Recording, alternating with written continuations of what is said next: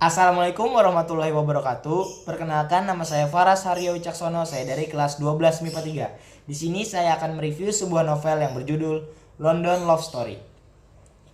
Awal mula pembuatan novel ini karena banyaknya permintaan penonton.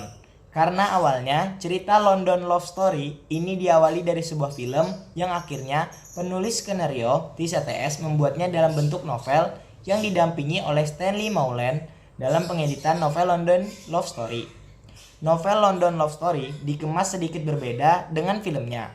Cerita dalam novel ini menceritakan mengenai bagaimana kelanjutan kisah cinta dari film ini di masa depan. Bagaimana seseorang mempertahankan dan memperjuangkan cintanya untuk masa yang akan datang. Novel London Love Story ini lebih menekankan mengenai perihal cinta dan sedikit kisah persahabatan. Cover buku ini diambil dari poster film London Love Story.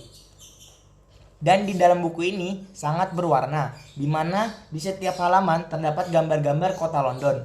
Di dalam buku ini juga terdapat foto dan cuplikan filmnya dari rangkaian kata-kata seperti, kadang kita ngerasa Tuhan mengirimkan kita orang yang salah, tapi saat kita melakukan kesalahan, Tuhan pasti kirim orang yang tepat untuk kita. Tuhan tuh sayang banget sama kita. Tokoh utama dalam cerita ini bernama Caramel, cewek mandiri dengan hobi mendengarkan lagu yang sama ketika memulai hari. Kepergiannya ke London untuk urusan kuliah bukanlah sebuah usaha yang ringan. Ini kota impian yang selalu ia impikan sejak kecil. Imajinasi yang muncul ketika ia menerima hadiah dari ayahnya, kartu pos bergambar Big Ben, sebuah menara jam yang terletak di istana Westminster, London, Britania Raya.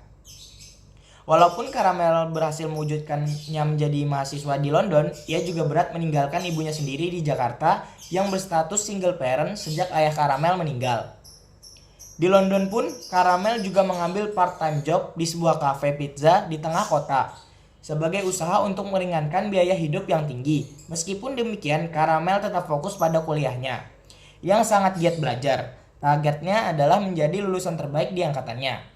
Biasanya ketika seseorang pergi jauh dari tanah kelahiran atau tempat tinggalnya, ada sesuatu yang ingin dilupakan atau seolah-olah ingin memulai hidup baru, lembaran baru dengan orang-orang yang baru.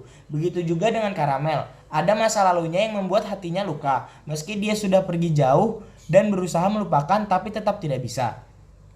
Pesan moral yang dapat kita ambil dari kisah Caramel dari buku ini adalah, sekuat apapun kita berusaha menghilangkan memori yang ada, jika hal itu menyakitkan maka tidak akan bisa dilupakan.